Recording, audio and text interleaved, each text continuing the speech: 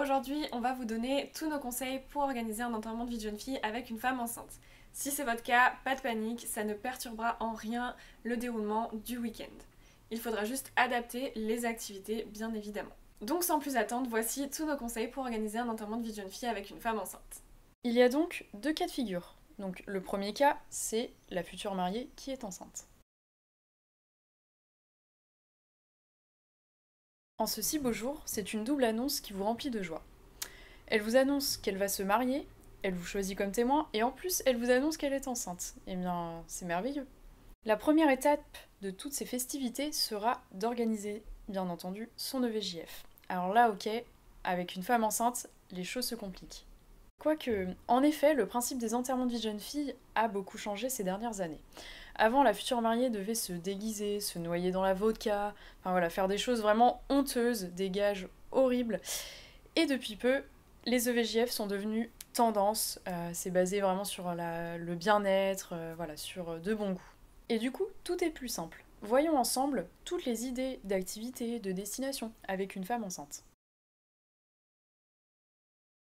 Bien entendu, si la future mariée est enceinte, vous n'allez pas choisir une destination où l'alcool coule à flot. Donc on va éviter les villes comme Barcelone, Lisbonne ou encore Split. Même si la future mariée aurait été ravie de découvrir ces villes, le but ce n'est pas de la frustrer. Donc vous allez plutôt choisir des destinations un peu plus détentes où vous allez pouvoir profiter d'un bon week-end entre copines. Donc la première destination qu'on peut vous proposer, c'est Deauville. C'est vraiment la destination la plus en vogue pour un enterrement de vie de jeune fille, surtout si la future mariée est enceinte, parce qu'il y a vraiment un cadre magnifique, c'est une ville à taille humaine et très tendance, et surtout vous retrouverez beaucoup d'activités super sympas à faire.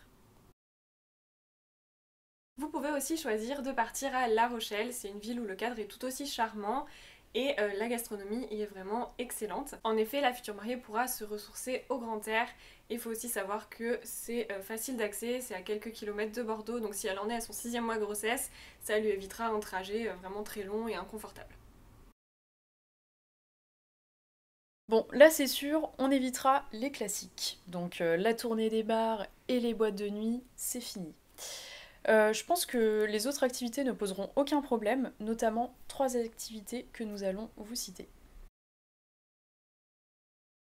Le shooting photo, c'est vraiment l'activité incontournable qu'il ne faut pas rater. Le shooting vous laissera de magnifiques souvenirs et vous garderez ces photos à vie.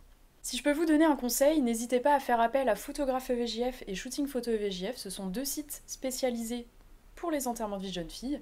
Ils sauront s'adapter avec les femmes enceintes, ils ont vraiment l'habitude. Vous pourrez même voir leur compte Instagram, il y a plusieurs photos, on vous mettra tout en barre d'infos. La séance spa, c'est vraiment une activité géniale pour un enterrement de vie de jeune fille, que la future mariée attende un bébé ou non d'ailleurs. Vous pourrez vous prélasser dans une eau à environ 35 degrés, un petit thé vert à la main, et vous pourrez en profiter pour papoter et échanger avec vos copines dans un cadre hyper relaxant. Les ateliers DIY, ce sont des activités qui fleurissent dans nombreuses destinations en vogue pour les enterrements de vie de jeune fille. Que ce soit à votre domicile ou dans l'atelier de la créatrice, il existe de nombreuses offres dont voici quelques exemples. Vous pouvez par exemple opter pour un cours de cuisine pour apprendre quelques recettes et les déguster à la fin du cours, ou alors un atelier cocktail sans alcool bien sûr vu que la future mariée est enceinte, ou alors vous avez aussi tout ce qui est activité création de cosmétiques, de parfums, ou alors si vous préférez des bijoux ou des couronnes de fleurs pour les shootings photos, c'est super sympa. Deuxième cas de figure, ce n'est pas la future mariée, mais une invitée qui est enceinte. Alors là, il faudra le consentement mutuel pour organiser les activités EVJF. Si vous êtes solidaire, vous vous reporterez aux conditions qu'on a citées juste avant. Si en revanche l'invitée enceinte vous dit qu'elle s'adaptera, eh bien il y aura un compromis entre fête et détente. Par exemple, ne prévoyez pas que des activités pour femmes enceintes qu'on a citées justement avant. Prévoyez une destination par exemple plus festive, où là vous pourrez faire une soirée sur deux, donc aller dans des bars ou dans des discothèques, et la mariée, je pense, appréciera ce geste. En revanche, il est clair qu'il faudra s'adapter. Vous n'allez pas prévoir une journée accrobranche ou alors pole dance ou à l'élastique, enfin voilà. Il faudra vraiment s'adapter et ne pas passer une journée non plus à boire des mojitos jusqu'à 7h du mat. Vous l'aurez bien compris, organiser un enterrement de vie de jeune fille avec une femme enceinte, ce n'est pas un handicap.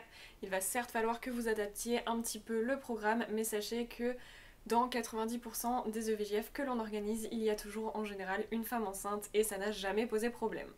Donc voilà, on vous a donné toutes les idées et tous nos conseils pour organiser un enterrement de vie de jeune fille avec une femme enceinte. Si vous avez besoin d'autres idées, on vous invite à faire un tour sur notre chaîne YouTube ou sur notre site internet. Donc voilà les filles, j'espère que cette vidéo vous a plu. Salut les filles! Salut les filles!